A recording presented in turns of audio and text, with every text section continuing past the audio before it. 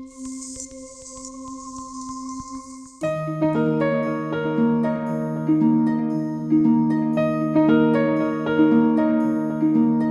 everyone. We'll go ahead and get going.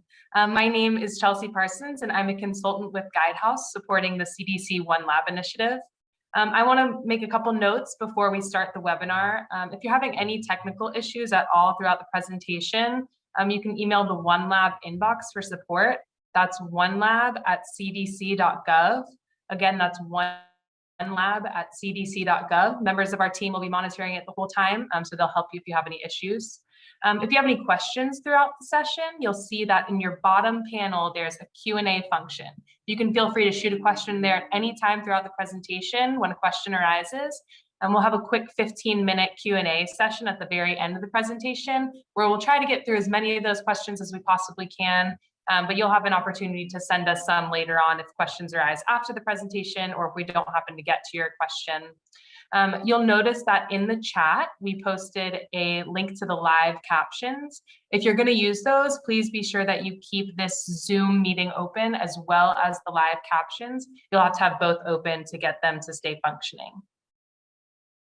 So I'm just going to walk through an agenda really quickly before we get going. So we're going to start today by introducing our presenters, Dr. Triona Henderson Samuel and Dr. Rex Astles. We'll discuss some new One Lab resources, and then we'll hear from our presenter, Rex Astles, and he's going to present on the life of a test method, validation, verification, and managing quality. We'll have that 15-minute Q&A session that I mentioned earlier, and then we'll end with a discussion of some upcoming network events. So today's presenters are Dr. Triona Henderson Samuel and Dr. Rex Astles. Dr. Henderson Samuel is a board-certified pathologist in the DLS Training and Workforce Development branch. Dr. Rex Astles, our presenter today, has been a health scientist within the informatics and data science branch, also within the DLS, for over 25 years. He's led many activities to assess and improve the quality of clinical and public health testing in the US since 2001. He's also focused on building, reinforcing capacity for public health laboratory testing by fostering interactions between public and private laboratories. He's focused a lot on research to systematically improve the creation and implementation of laboratory practice guidelines.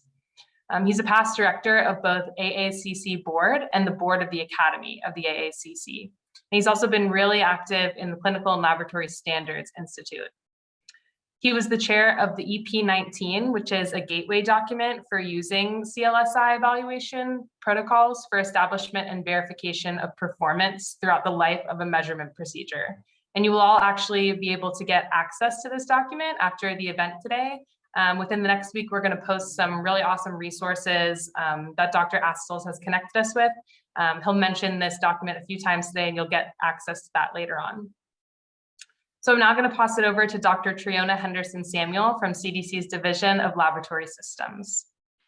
Thank you so much, Chelsea. And before we get started today with our feature presentation, I'm just going to give you a few quick updates of some new CDC resources. So CDC has launched a new COVID-19 viral testing tool on the COVID-19 testing page that you guys have visited before. This interactive web-based tool is designed to help both healthcare providers and individuals understand COVID-19 testing options using the most relevant, actionable test-related information. For healthcare providers, the tool provides clinical decision support to help determine what type of SARS-CoV-2 testing they should perform. Healthcare providers can also use this tool to quickly access the latest CDC test-related content and use this information to make decisions about a few steps, such as whether or not to order a test, which test they should order, the meaning of the test result that they've ordered, what to do with any conflicting test results, whether or not a confirmatory test is necessary, and how vaccination impacts decisions for testing. For individuals who do not yet have a test, the tool will help them determine what type of test to get. For individuals who have a test result, the tool will help them determine the appropriate next steps, if any, based on the results. Another resource that we want to share with you is that CDC's Division of Laboratory Systems convenes regular calls with clinical laboratories to discuss the nation's clinical laboratory response to COVID-19. These clinical laboratory COVID-19 calls, as we call them clicker calls, take place every other Monday at 3 p.m. Eastern Time. Audio and transcript are posted online after each call. On June 14th, Dr. Tim Stenzel from the Food and Drug Administration answered questions on this call regarding the effect of variants of testing validity and verification, as well as on recommended laboratory safety practices.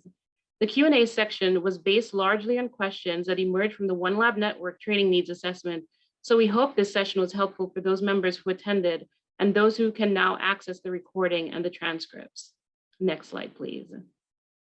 Finally, CDC has created a quick reference guide for personnel trained to pack and ship suspected or confirmed SARS-CoV-2 specimens.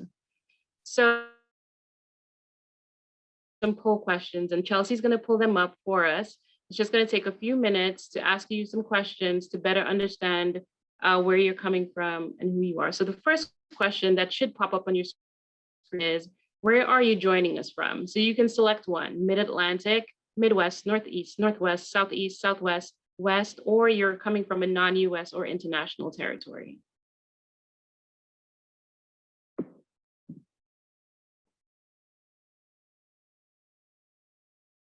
And we'll give you a few more seconds to answer that.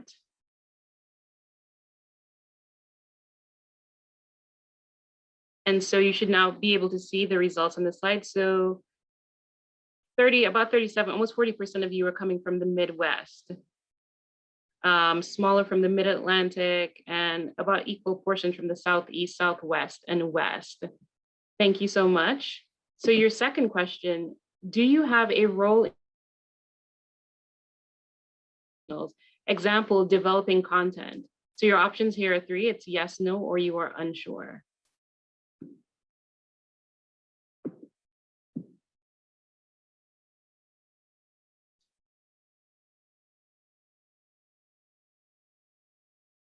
A couple more seconds.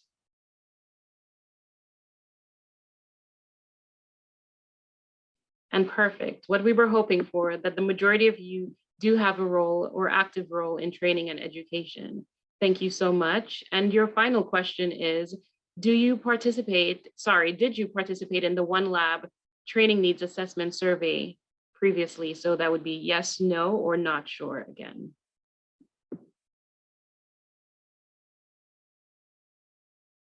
So about 50% of you did not participate in the needs assessment training, the training needs assessment survey, sorry, and 37% of you have.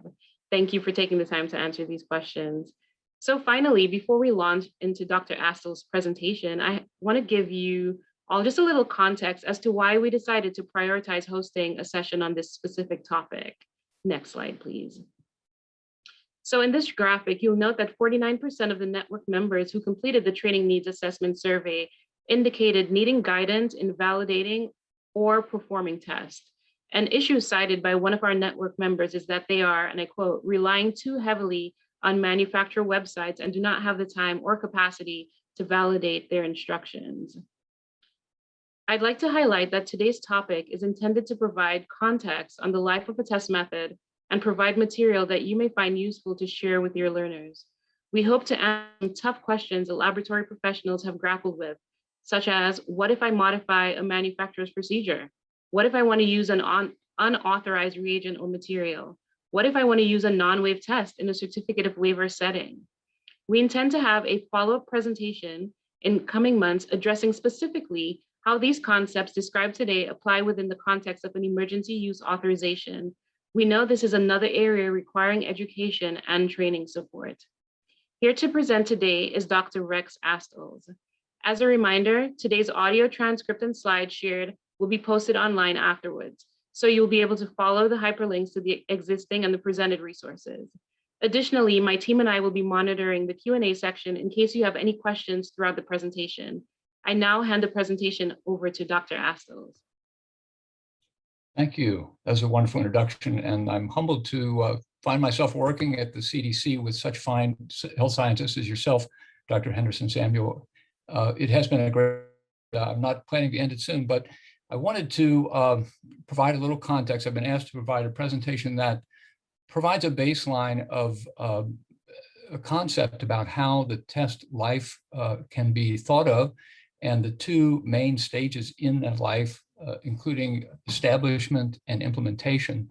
And this will be helpful, I think, for understanding what gets modified or left out or abbreviated in emergency use situations during public health emergencies.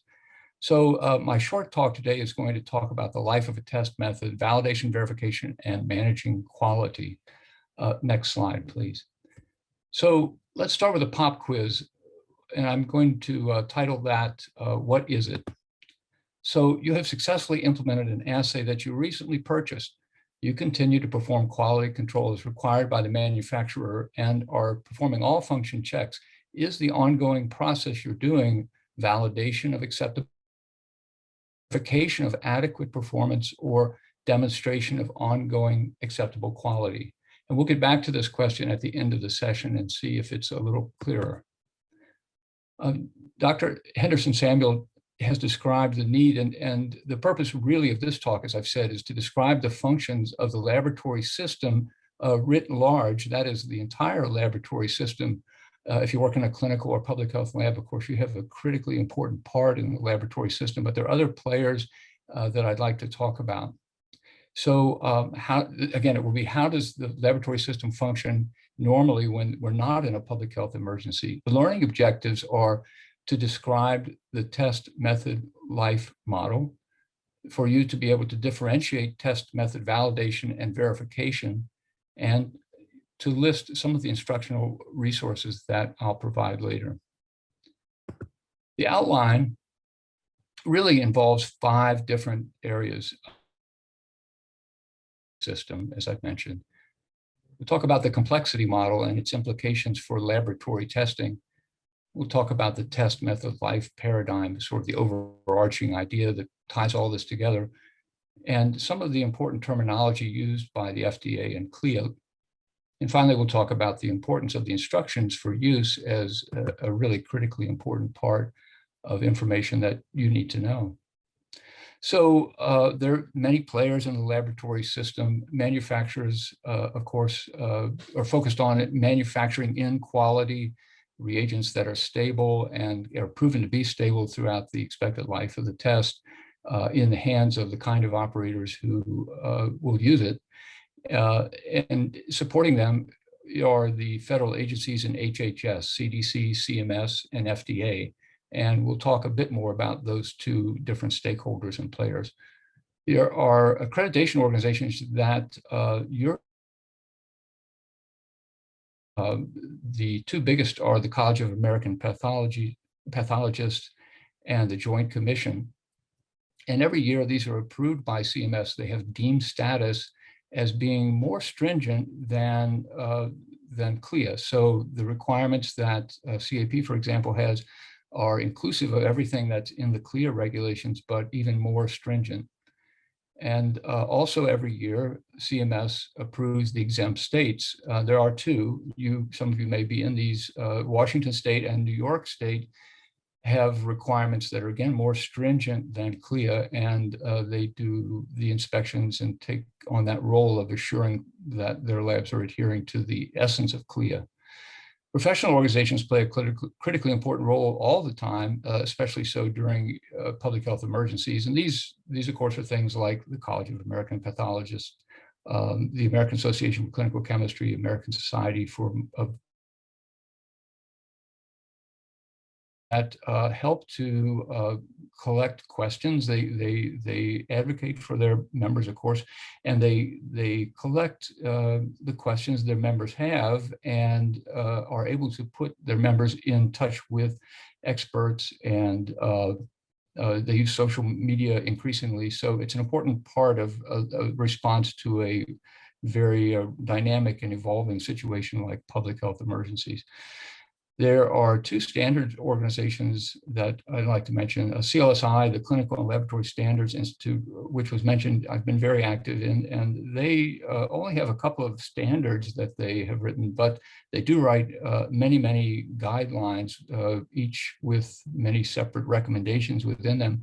And these guidelines, especially the evaluation protocols, are very helpful. Well, they're essential for the manufacturing community to know how to state and things like linearity, accuracy, and precision.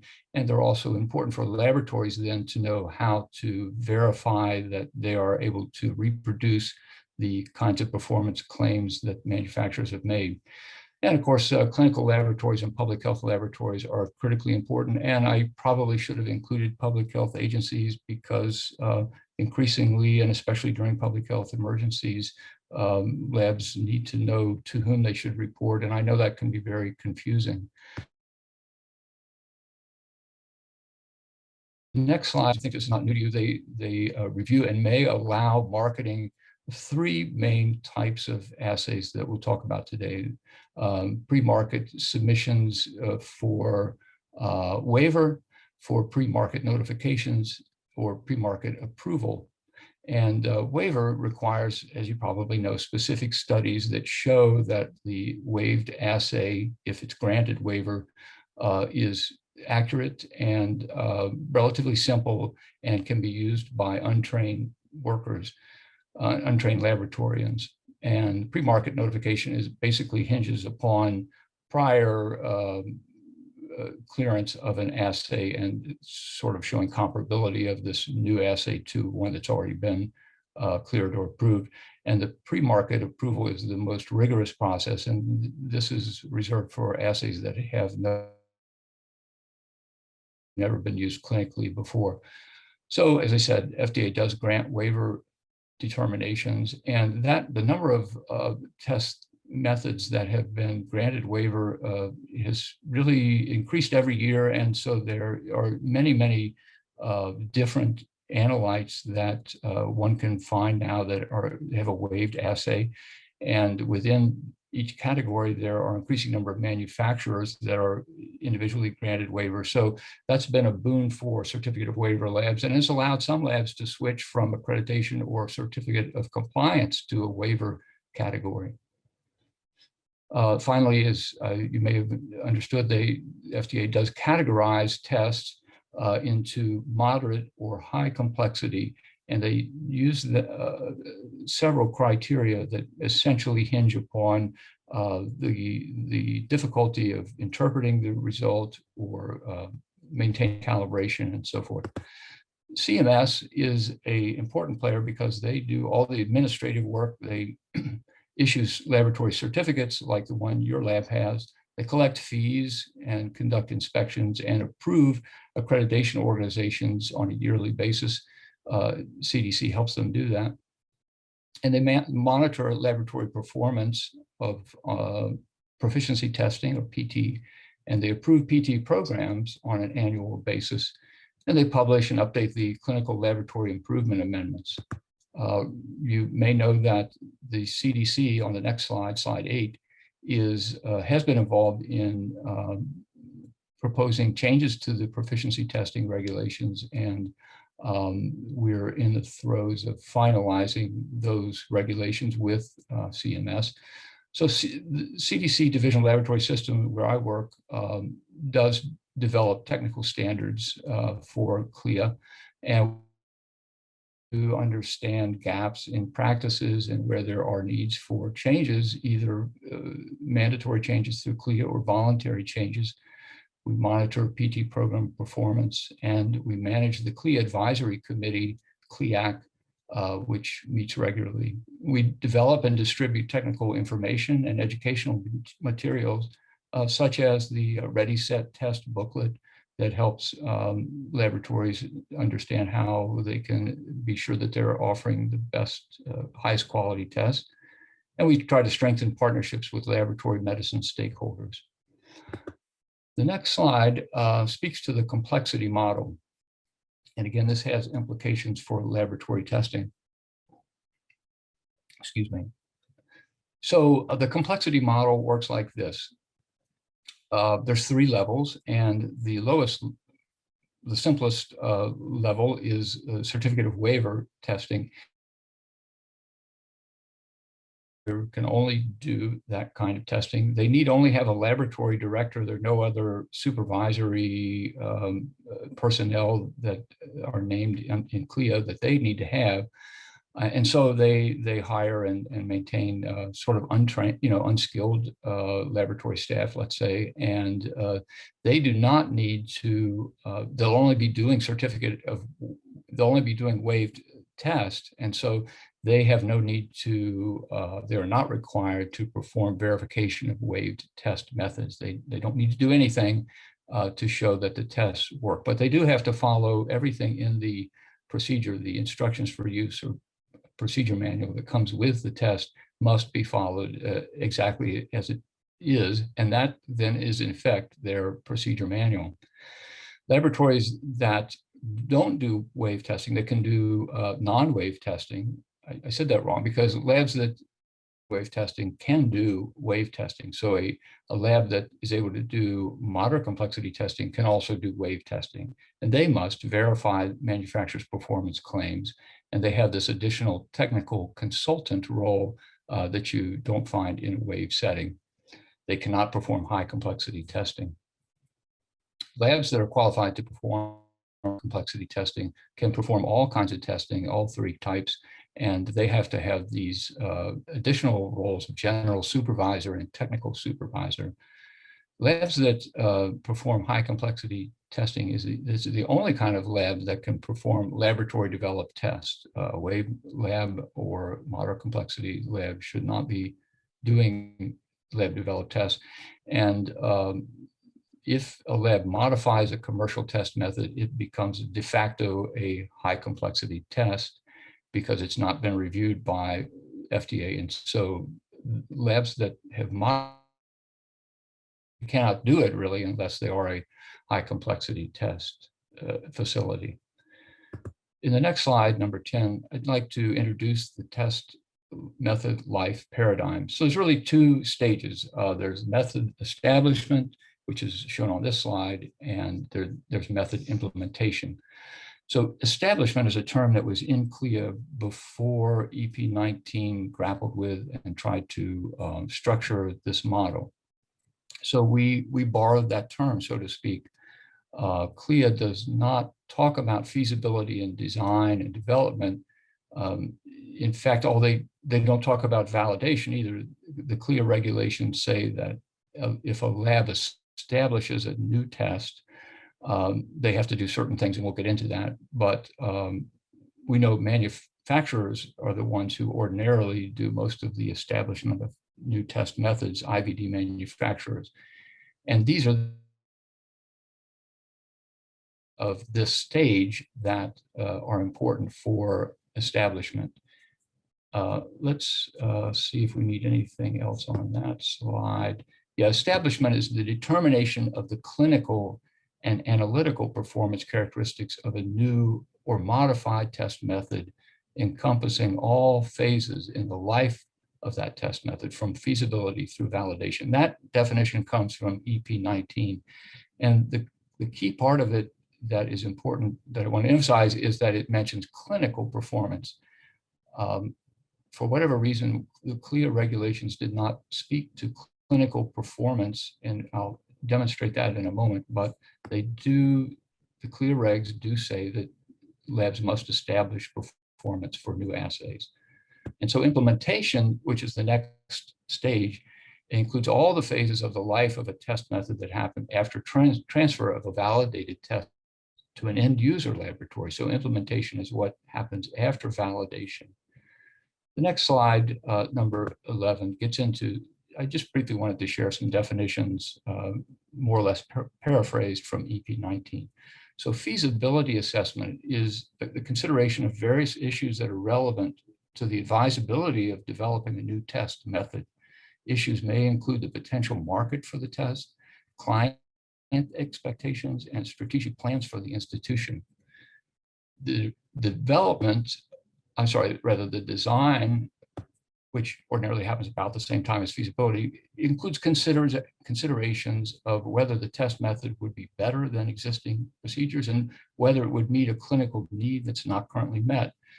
The intended use for testing patients is agreed upon during the design phase. The relevant system specifications may be established during the design phase.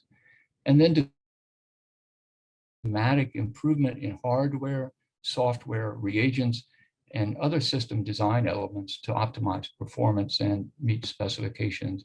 And all the time keeping in mind, of course, if it's a manufacturer, any manufacturer, whether it's a laboratory or an IVD manufacturer, will be trying to contain costs.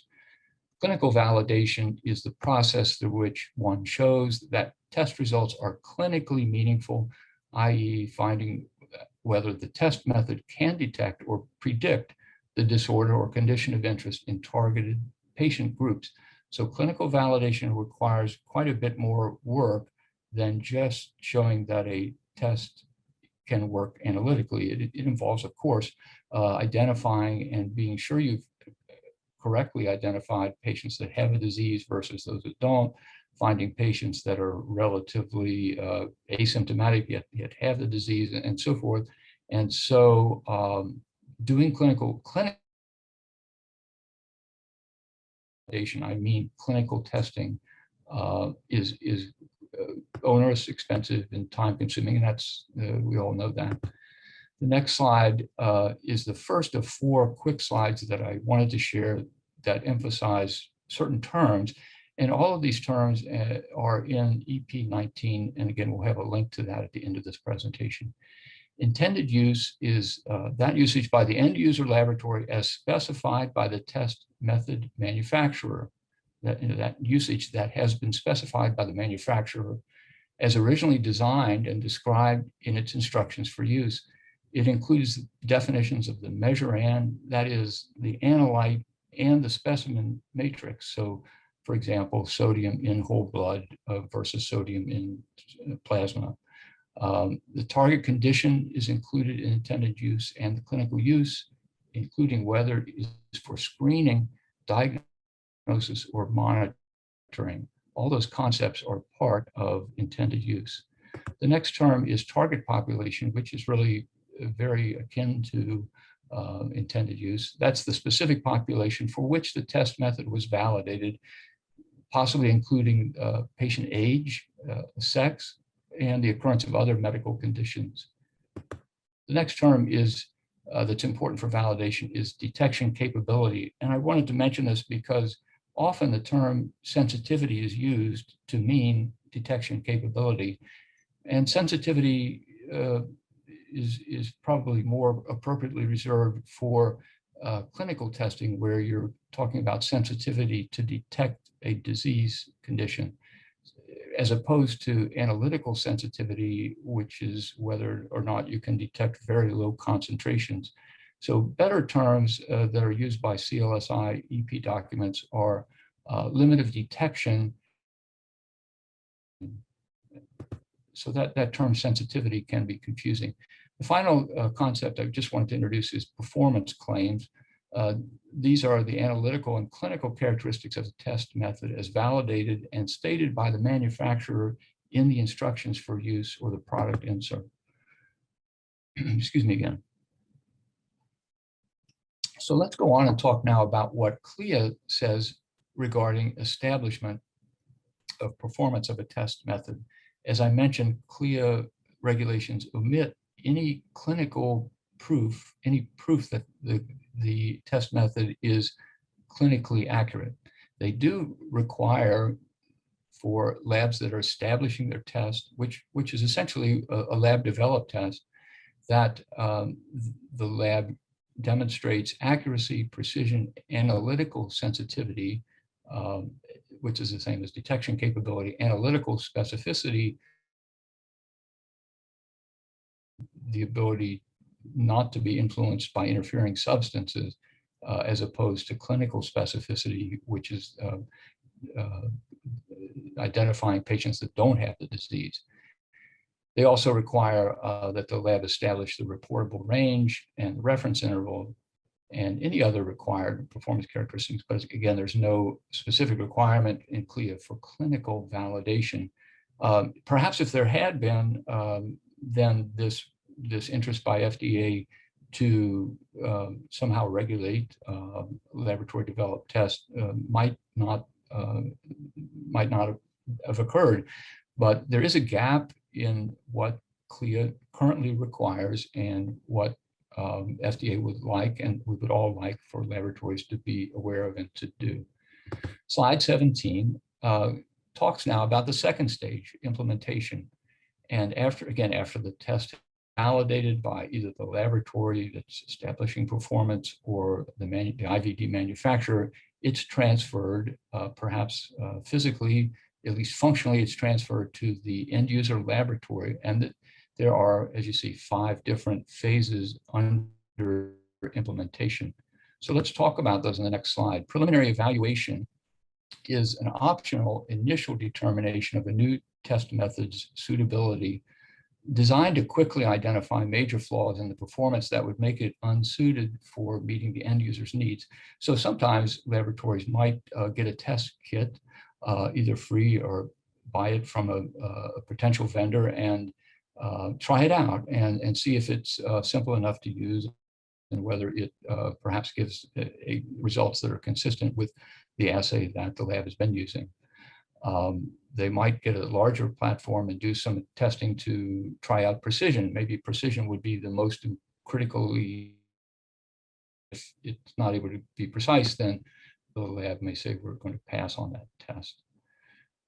Increasingly, EP19, which is being revised, by the way, is thinking that this preliminary evaluation ought to include the idea that laboratories can get information without actually testing with the test kit. They can procure information from their colleagues or published sources or social media, what have you, about how a test works. And that's really what happened during the SARS-CoV-2 outbreak. Information flowed just as quickly as it could in whatever mechanisms it could flow. And so again, the professional organizations were very helpful in sharing that kind of information.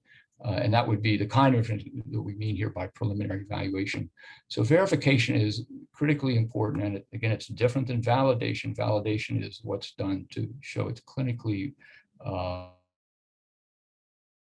the end user lab does to prove that they can get the answers, rather the performance that the manufacturer stated. So the end user would be looking to make sure they can get linearity, precision, the accuracy, and again, they'd probably be using EP19 documents to do that.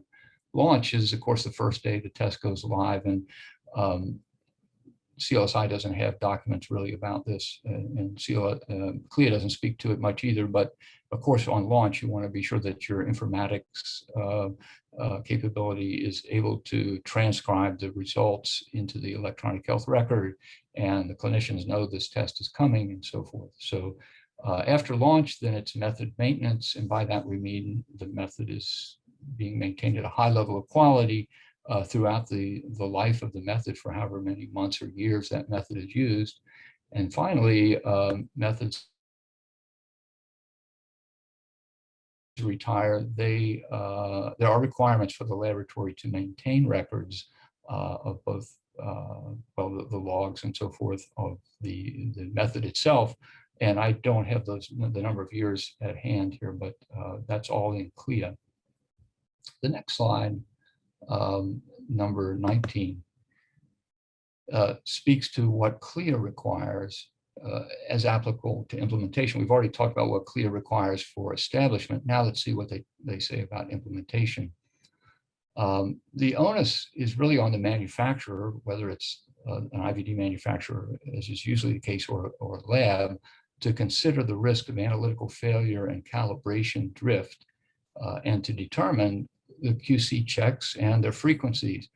But CLIA says also that this is the lab's responsibility. So determination of calibration procedures and control procedures based on specifications previously established or verified is in CLIA 1253B3.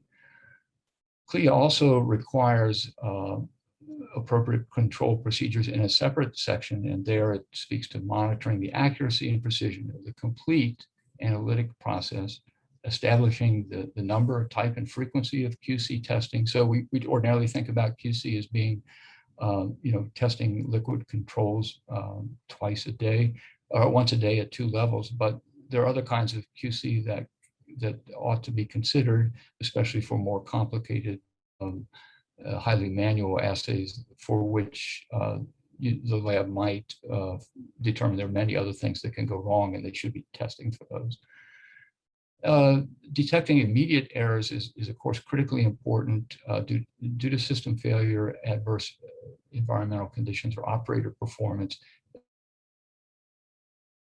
Wants the laboratory to monitor over time the accuracy and precision that may be influenced by these factors. So immediate identification and also monitoring over time. And then unless the laboratory has used the individual quality control procedure, the lab must adhere to the requirements for specific QC practices in that particular section. Okay, let's see, now we're on slide 20. Additionally, I wanted to make this point that CLIA does not say that a lab must establish and then verify performance. If it's a test method that the lab establishes, CLIA simply doesn't say anything other than the lab must establish it. But the authors of EP19 and the speakers that I work with that present this session, we present a session based on EP19, believe that the end user laboratory should also have to verify performance, even if it's basically the same research and development laboratory that is going to be doing the test on behalf of the clinical laboratory, maybe even the same staff. We believe that there should be considerations of what should be verified if, for example, the reagents are going to be kept in a different refrigerator, or there may be staff on off shifts, weekend or evenings, that will be running the test. So that should be considered. And that's the point I'm trying to make. CLIA requires that the laboratory demonstrate that it can obtain performance specifications, not for everything that was in establishment, but a much smaller list. So the lab should verify performance of accuracy, that they're getting the accuracy they expect, the precision they expect, the reportable range of test results. That is that basically the assay is linear, accurate over a broad dynamic range, and they can verify the manufacturer's reference interval. And that is, by the way, a very difficult thing to do. It's labor intensive, and if the manufacturer used several hundred patients to establish the reference interval, how many should the lab use, and how do they define normal, and so forth. So it can be quite a bit of work. So the 21st slide, and we're getting near the end, talks about this point that the CLIA regulations don't specify that the lab must verify previously established performance, and I've made that point. No specific requirements are in CLIA for verification of detection capability or analytical sensitivity. There's no requirements that are clearly stated anyway for performance of qualitative tests, although the listed under there that you can see at the bottom of the slide do apply and may be interpreted to be applicable to qualitative tests. There are several things that can be found in the instructions for use on slide 22, and I just wanted to mention a few of those. Of course, the product name is likely to be included in the instructions for use. The intended use or uses, for example, in detecting pregnancy. The storage instructions, both for reagents and specimen stability, should be there, must be there. And the limitations of the procedure. And this might include things like interfering substances, but it might include things like if further testing is needed, either more specific or more sensitive testing, when certain test results are obtained, for example, perhaps borderline test results, that limitation, that need should be stated in the The instructions for use should also describe the expected values, including how the ranges were established and identification of the population on which the ranges were based, and any specific performance characteristics as appropriate, including accuracy, precision, specificity, and sensitivity. So that's quite a whirlwind, and I apologize for running through it, all that information so quickly. Perhaps it'll reinforce it if we do a little exercise. So in slide 23, I wanted to ask you some questions. What if your laboratory modifies a manufacturer's procedure, the product insert? And by that, I mean, what if your laboratory wanted to reduce the sample size in half or reduce the incubation time by 10%? So the answer is that the default answer is that it probably has become a high complexity test, and your lab could do it if you're a high complexity laboratory. If not, you shouldn't. And the test method probably needs to have clinical validation performed. So we might expect that a change like that, like changing timing or specimen quantity, would likely change analytical performance, and it well might change the limit of detection, but it could also have an important impact upon clinical care, clinical results. So it probably needs to be validated as if it were a brand new test. And in the second question, what if you wanted to use unauthorized reagents or materials? The same answer applies. And in the third question, what if you wanted to use, like using plasma instead of serum, or different target populations for a different diagnostic purpose?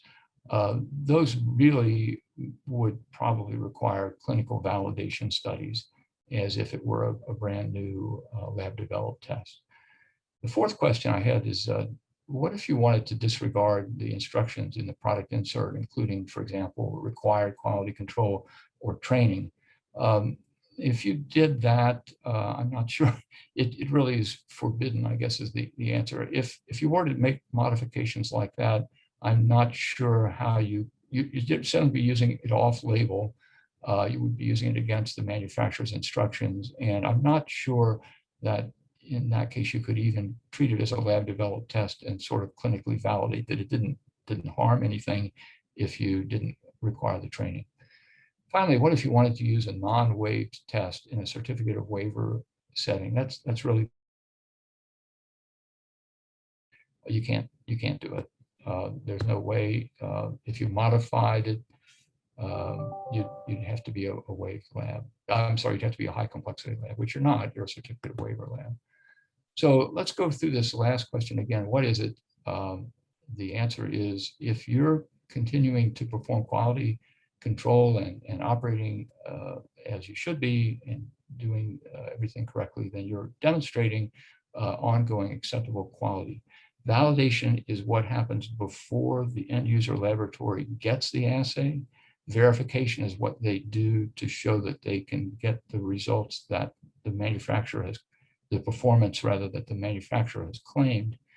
And those two terms are distinctly used and should be reserved really for those purposes. So the 25th slide has a list of resources. These are web links that we hope would be useful and be very helpful to you. There's some wonderful material in the DLS site, and the FDA site is also very useful. It lists a number of test methods that are available and their CLIA categorization, their test complexity. CMS site, of course, is frequently valuable, and there's a CLIA site. The Electronic Code of Federal Regulations is really the CLIA, a link to the CLIA regulations. And the EP19 is the first bullet there under the Clinical and Laboratory Standards Institute. CLSI makes that EP19 available freely to anyone who asks for it. And all of the material really that I've covered today, for the most part, is in there. Finally, I wanted to share with the table, which we use in this AACC meeting that I mentioned. it's probably very difficult to see on the PowerPoint slide, but we'll provide you with the full table. This is just a piece of it. It will do the different stages, again, which are establishment and implementation, and then the phases within each of those two stages in the activity, and then the quality requirement, the reference to the quality requirements there for the FDA QSR regulations and CLIA and the New York State requirements, which many of you know that if you do testing for patients that live in New York State, you have to get approved by them with your lab developed test.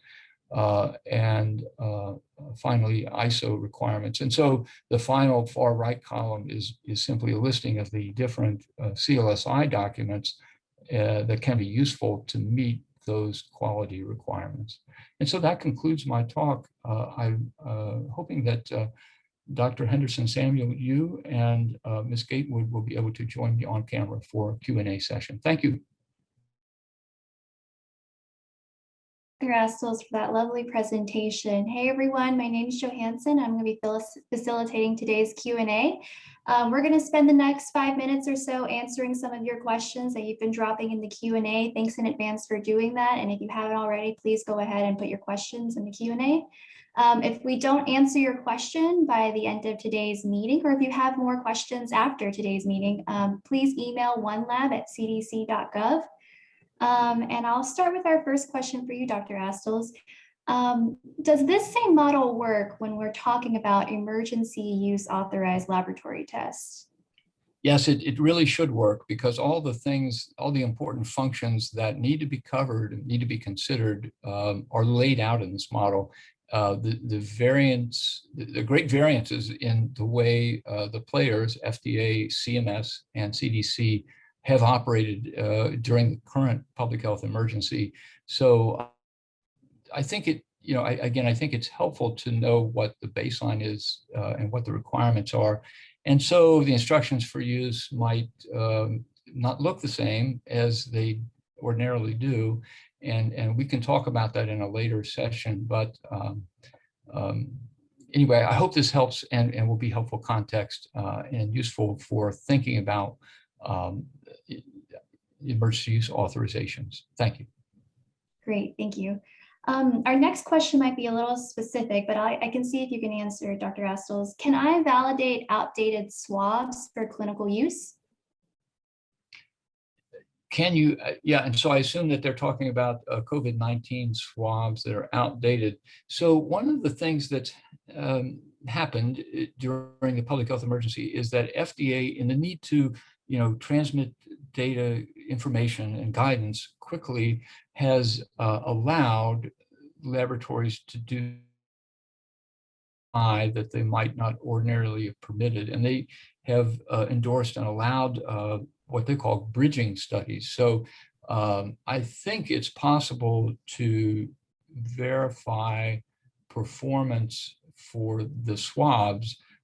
Whether you could fully clinically validate them, you're talking about outdated swabs, is probably not possible, but there should be ways, and FDA is eager and very helpful with providing information around COVID-19 testing. Great, thank you. Next question is, do you know of any good validation or verification references for evaluating LIMS, LAMS, when custom testing workflows are developed? Oh, that's a great question. A very great question. Evaluation of laboratory informatics systems, and I think you said LIMS, which I'll take to,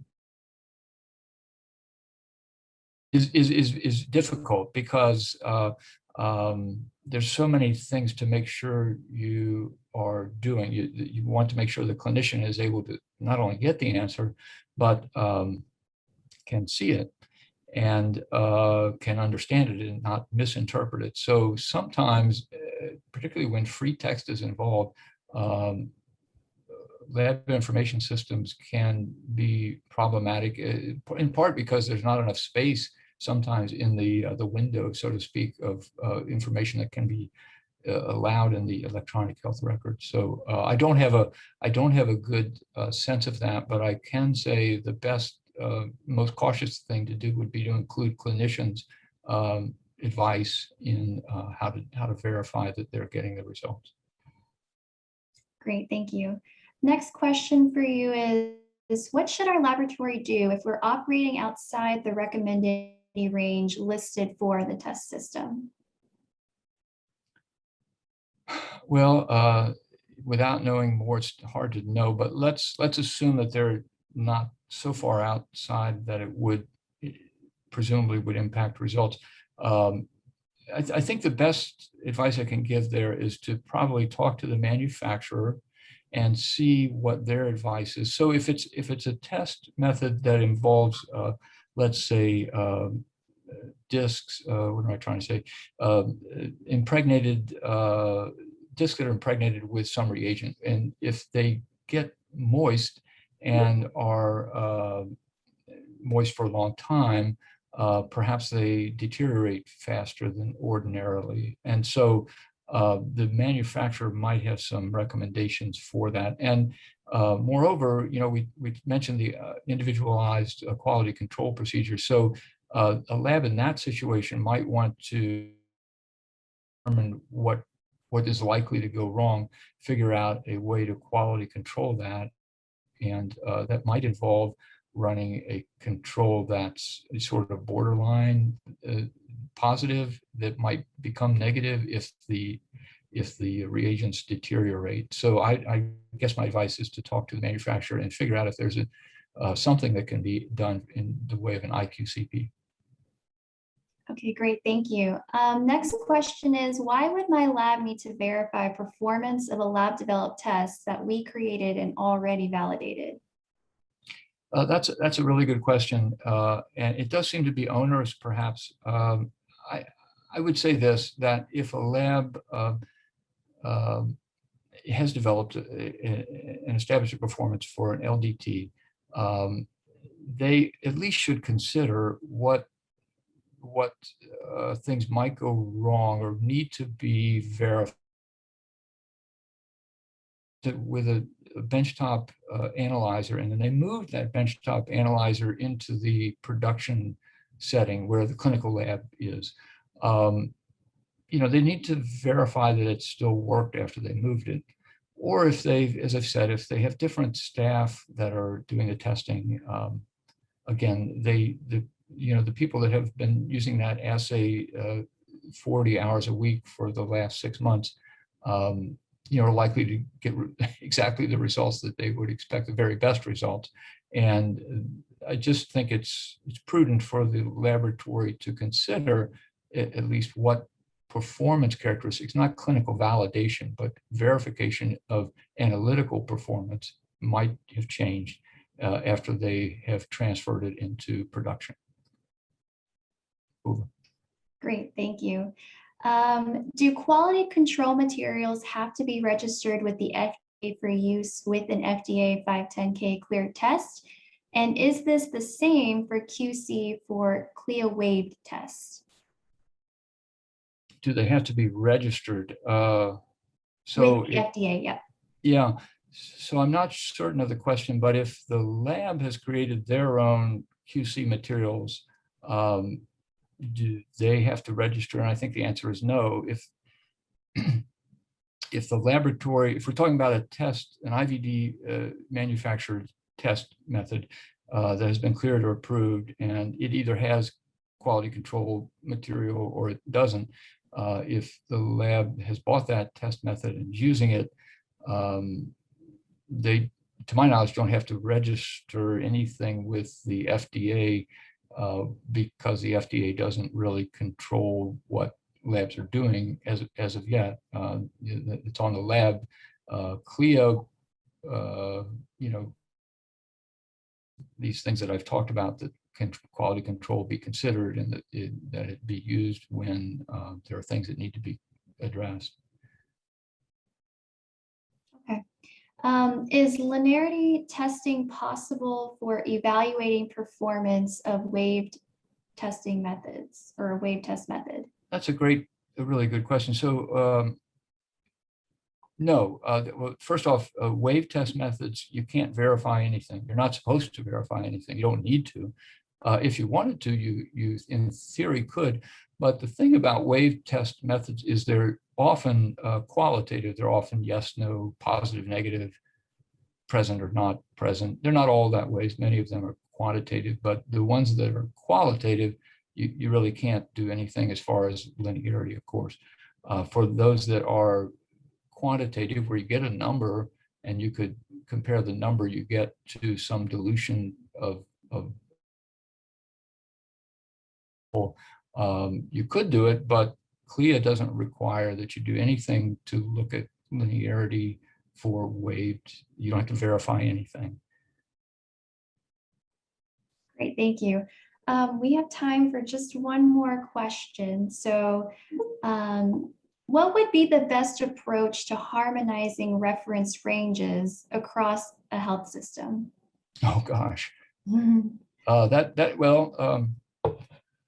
The difficulty with harmonizing reference intervals is that by intent, each reference interval is supposed to apply to the local population. So if there's people in Istanbul and people in Paris and in, let's say, Miami, they may have different expected values based upon, you know, the racial characteristics of the population, for example. So it's not really, I'm not sure how to respond, but I'm not sure how to get the reference intervals to accord.